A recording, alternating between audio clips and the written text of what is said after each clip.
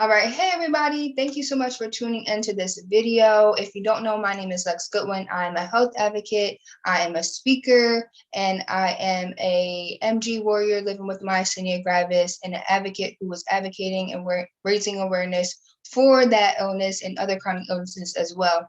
I am reintroducing a segment on my platforms called Warrior Wednesday, and it is basically a segment where we are spotlighting and highlighting other warriors who are out there advocating, raising awareness for good causes and good topics that need to be spoken about. Today, I have the pleasure of speaking with the lovely Tasha, who is a fellow MG warrior herself, who has an amazing nonprofit and who I find is very inspirational. And today we are going to talk about the power of awareness. So I will let Tasha introduce herself and just tell you a little bit more about what she's doing. Thank you for the great introduction. Again, my name is Tasha, and I reside in St. Louis, Missouri, and I founded a nonprofit called My Walk with MG. I have had myasthenia gravis over 29 years now, and raising awareness and advocating.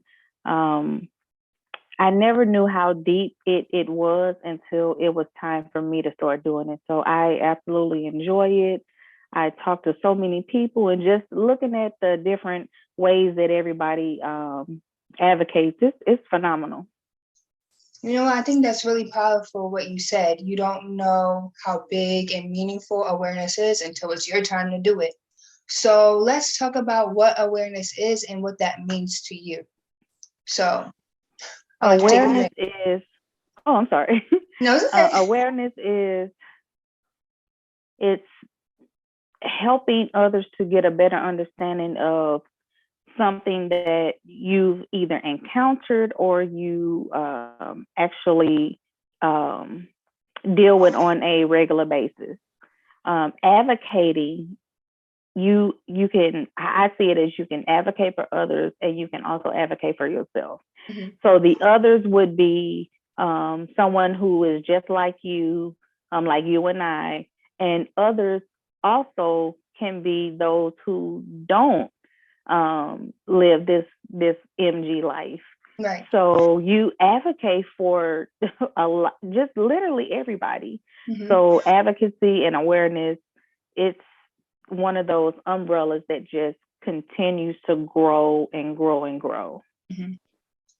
I think there is so much power in our voices, and I think that is important that we use them, especially for people who might not have the courage to do so. I just think that, there's this quote, the saying that your story has the power to unlock something for someone else. So that really resonates with me. I know at first when I shared my story and was like, okay, this is what I'm going to do. I was so scared. I was so fearful. It's really hard being vulnerable, but I think it's It is. important. So I'm really appreciative for what you're doing because it's something that it's a necessity, it Yes. helps so many people. And I just think your nonprofit is amazing. Like that, Thank you. because having a nonprofit is hard. It's a lot of work. It is.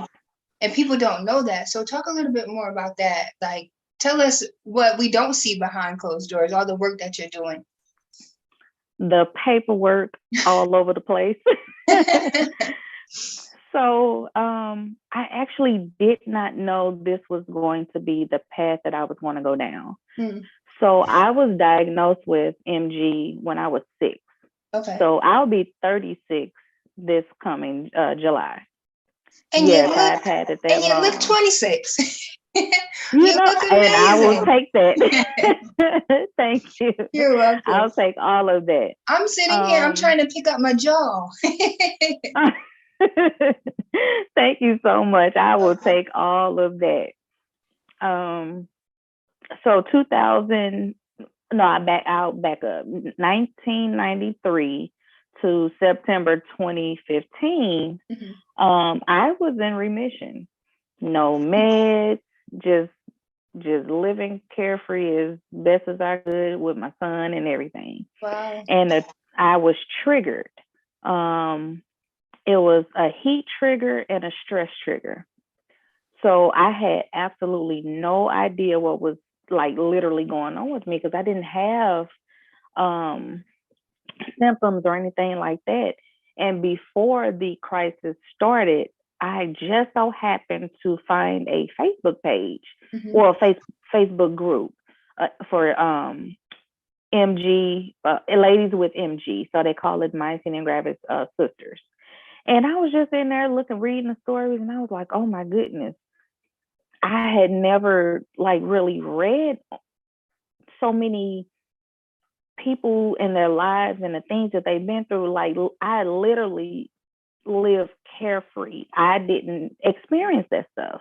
Mm. So thank God I did find that group because right after that, that was my very first crisis. And I was just trying to figure out what was going on with me. I don't have the typical symptoms that, that most of us or most of everybody that would, may have said that they have, like they can't walk and things like that. Mm-hmm. I just have extreme fatigue, but I'm still able to utilize my limbs. But my lips tingle, and that was really, really strange to me. So that started me to the in and out of the hospital. The first time there was 5.5 days, the second time 3.5, and then I ended up finding a new doctor. And those I want to say I had about maybe 3 or 4 other episodes where I had to stay in the hospital 10.5 days. Wow. Yes. That's a So we long had to time. find a treatment for me. Yeah. Yeah. So what treatment did you end up getting on? So I started with IVIG, but I couldn't really get with it. Okay. And then plasmapheresis seemed to be the one thing that helped get me out of going into a full-blown crisis. So now I'm on Rituxan, and it's absolutely amazing. Me too. I started it 2020, and it's been life-changing.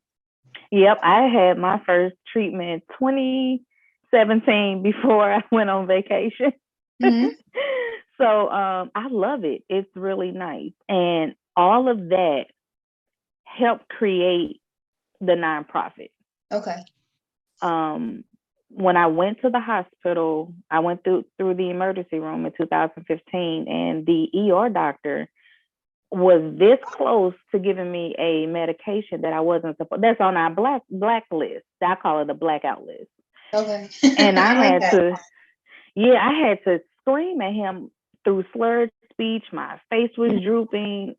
And he thought I was having a stroke. And I said, I was yelling like, no. And I'm like, I have slurred speech. And I had told him, I said, you cannot give me that. So once he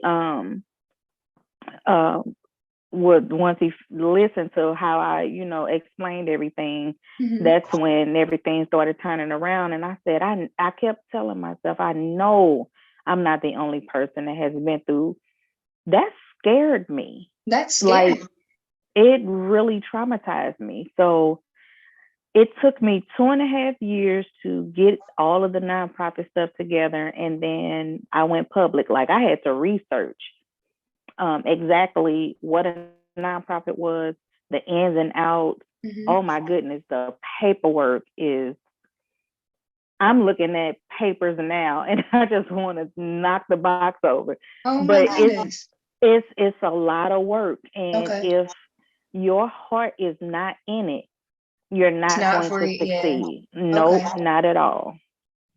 So let me ask you, 2.5 years of work, and then you birthed this beautiful nonprofit.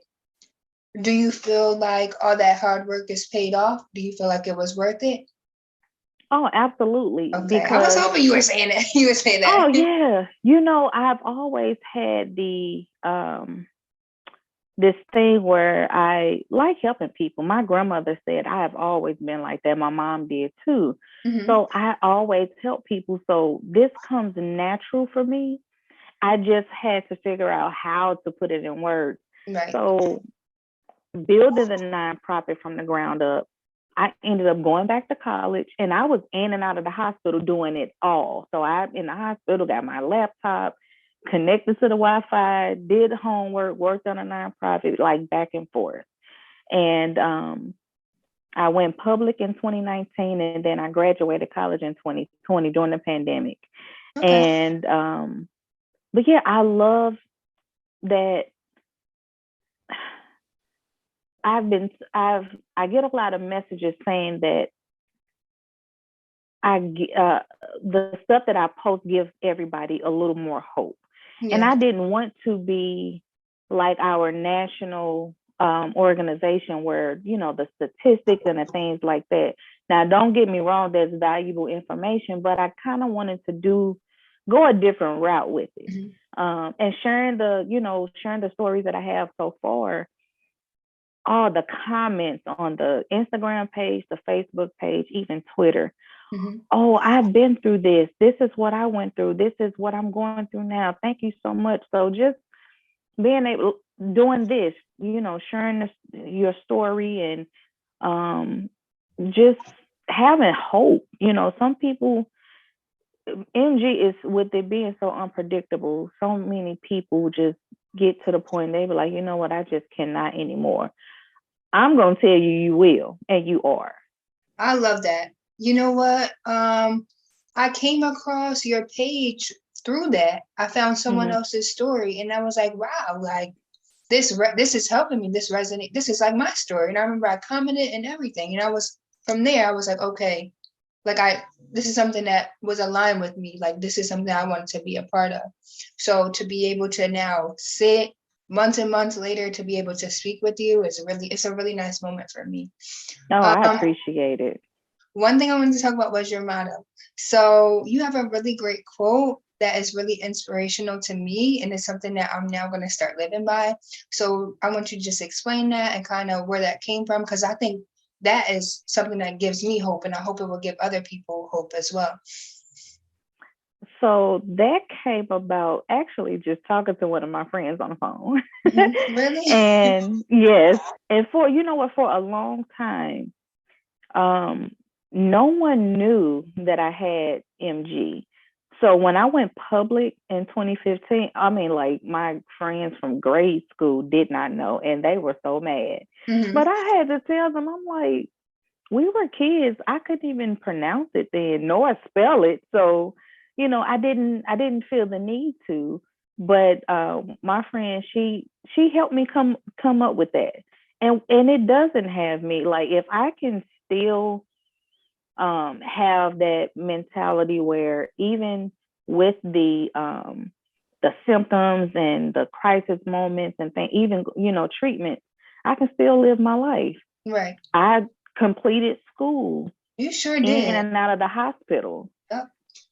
I went on a vacation with my son. And you know what?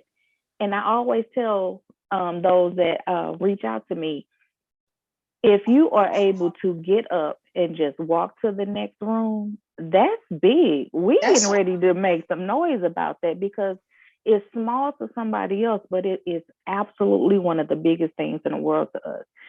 Being able to hold a cup, we getting ready to celebrate. You just got to think. My grandfather says, I can think myself happy. And he always says that. So you know what? I'm going to think myself with some hope. And I'm getting ready to walk to this next room. I'm getting ready to grab this cup out the cabinet. And we only get one life. So if we are in a wheelchair, if we have a walker, we're going to walk slowly and we're going to roll fast and we're going to live our life. I know that is right. So I don't want to butcher the quote. So the quote is, I'll let you say it so that people can really grasp it and truly understand what it is. I might butcher it too. You can't do that. It's yours. I know. You know what? I say it so much and my words get tight. It's okay. You can say it, because I actually want you to say it. Okay. So it is, MG does not dictate my walk. I dictate my walk with MG. And you will every day. You have to know that. I think for me, the way I look at it is, MG was something that was supposed to stop me, defeat me. It tries every day, but I Mhm. refuse to allow it to do that. And I think Yeah. you're right. It starts here. For me, for years, I was in this really bad cycle, super depressed, anxious all the time, especially about my health. And once like a switch went off and I was like, okay, I can't give MG this power. Like I'm more powerful. You know what I mean? Like Yep. things just started to shift. I started to get a better doctor. I started to feel, but you know what I mean? Things just started changing once I started changing here. And that for me, Mhm. once I read your quote, it was so powerful. It was like, wow, you're right. Like MG does not dictate anything. Like you dictate it. Even if you're going through bad days, like that doesn't have to, your bad days aren't you. You're not bad because of your bad. You know what I mean? Like, Absolutely. and I think a lot of people, especially people who reach out to me, kind of get caught up in that. And I think it's a process I had to go through my own as well. It's trial and error. Nothing is black and white. There's a lot of gray areas in life, especially in health. Um, but there's power in our voices. There's power in our thoughts. What you think becomes, who you are in your life. Absolutely. So, Yeah, and I always I did, and the one another point that I always stress, mhm, have your feelings, show your emotions. mhm. Now, I will say it's never always gumdrops and rainbows. And I went through my grieving process. And I still have my days. Um, my grieving process happened right at the beginning of my teenage years. And I was just like, why do I have to, why is this happening? Because, we have to go to the doctor like every 3 months until they tell us every 6 months. And then, Mhm. you got to get blood work and all that. I was like, but why do I have to go through this? Like, I literally, my mom, nobody could really explain it. And I'm actually the second person in my family that has it. Wow. Yes. Who else has it in your So, family? one of my aunts. Oh, wow. Yeah. Well, you know So, what? At least for you, that limits the questions of, well, how did I get this? You know what I mean? Because it's in your family. For some people, they ask, why me? And then how did I get this? Because it's not hmm in their family.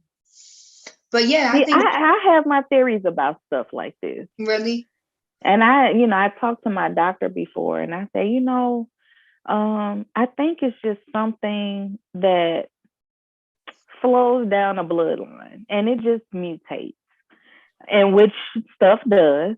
yeah. Um, and the few people that I've come across who just after all of a sudden is diagnosed with it went through some sort of body trauma, Mm, pregnancy, maybe a car wreck, just something that throws the body off because it's a communication issue between the nerves and the muscles. right. So something happened to knock that communication off Mm, and whatever else. But that's just my theory. But my doctor, him and we always have a good time talking.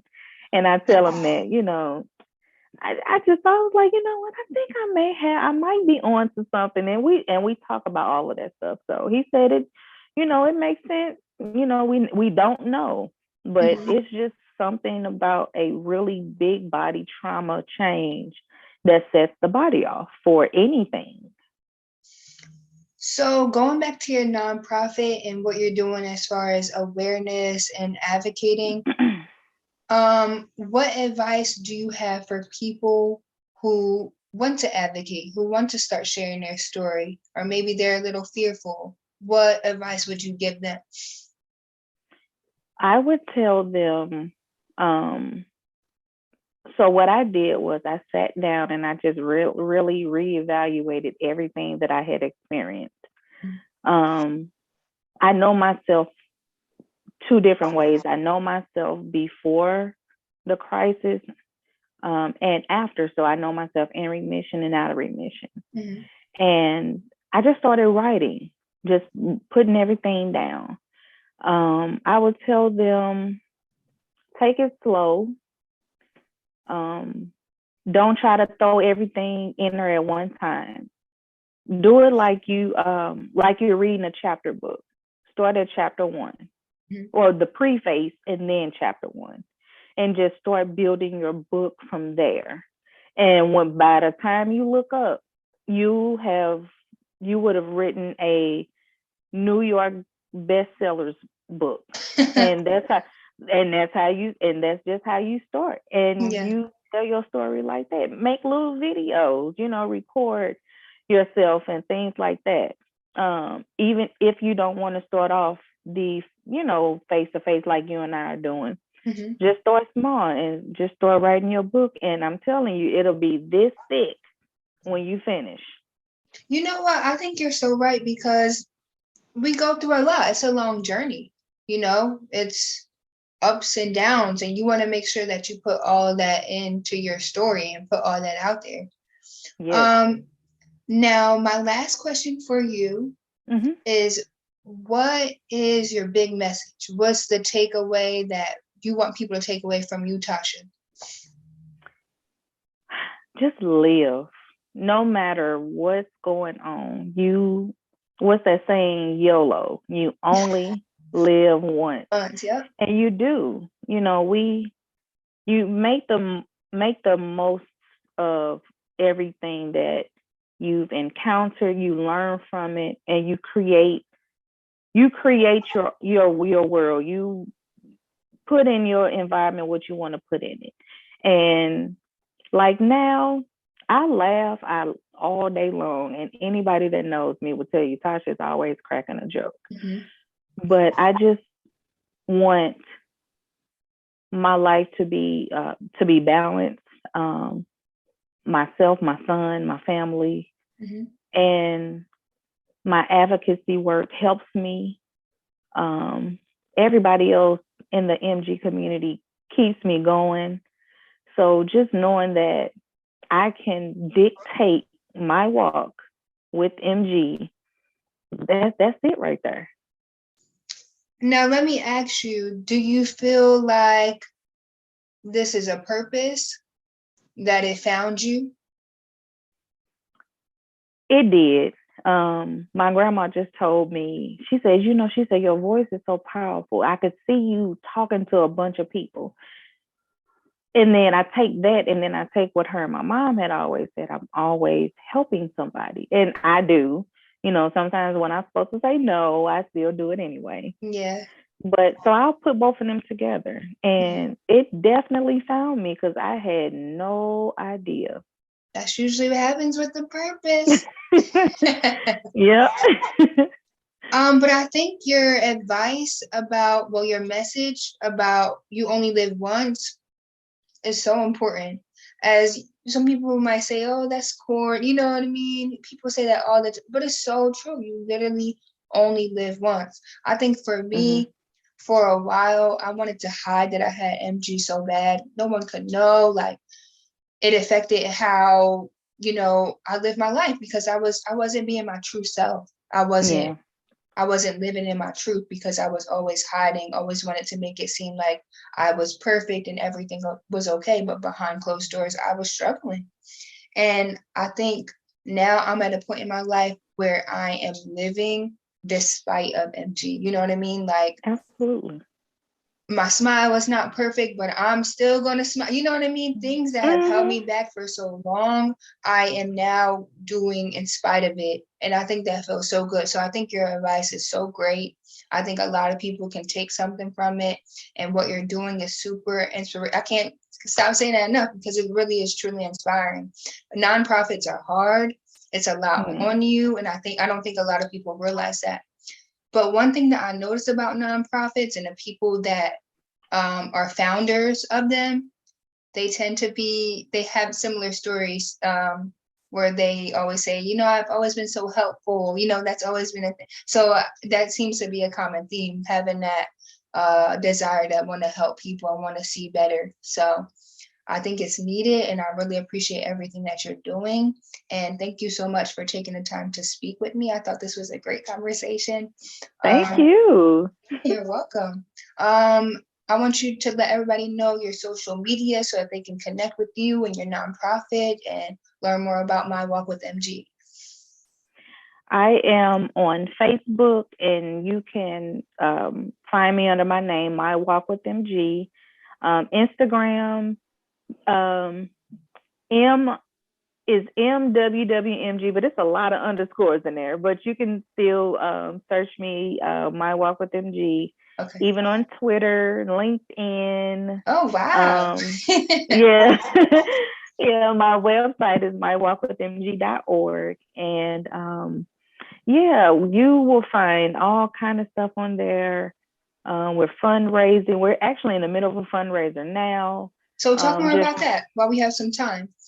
so I collaborated with a local candle business here in my city, Okay. the Good Life Candle Company, and we brought back our MG candle. We did it last year and it was phenomenal, and we did it again this year, celebrating three years being a nonprofit, and we are that donated money from the candle purchases goes to our CARES program, which supplies individuals with MG with emergency information, items that they could use if they're in a hospital, even for kids. So we do all of that. And last August, we were able to supply 4 kids with MG with school supplies. So Awesome. we're slowly growing, and I like that we're slowly growing because you want your vision to be out there, but you don't want to rush it. You want it to go, how it's supposed to go. Right. So you don't miss anything. So yeah, so the candle information is on the pages as well, the website, and we're trying to hit our goal of selling 50 candles. I have to ask, I got to check the how many we've sold so far, but it's still plenty left. And Mother's Day is coming up too, and whose mom doesn't like a good candle? And they smell. You don't even have to burn it. That's how good it smells. Oh, great. So you get an amazing candle and you're supporting a good cause. So 2 businesses. okay, sign me up. I'll be sure to link everything below so that people can connect with you, be a part of the candle and the fundraiser. And I'm trying to think anything else. I think that's We it. have YouTube. I have a few video stories on there as well. Okay. But yeah, we have a good time, and we just talk, and that's really what a lot of people just want to do. They just need to vent. And hey, send me a message. Let's schedule a time, and I'll sit and listen. And Yeah, that's really all what a lot of people need, just somebody to listen. that is so true. Thank you so much, Tasha. Thanks again. And I'll be sure to link everything below. And I hope you guys follow Tasha and her journey and support her fundraiser because she's doing really great things. And Thank I you will so talk much. to you. You're welcome. And I'll talk to you guys next time. Bye.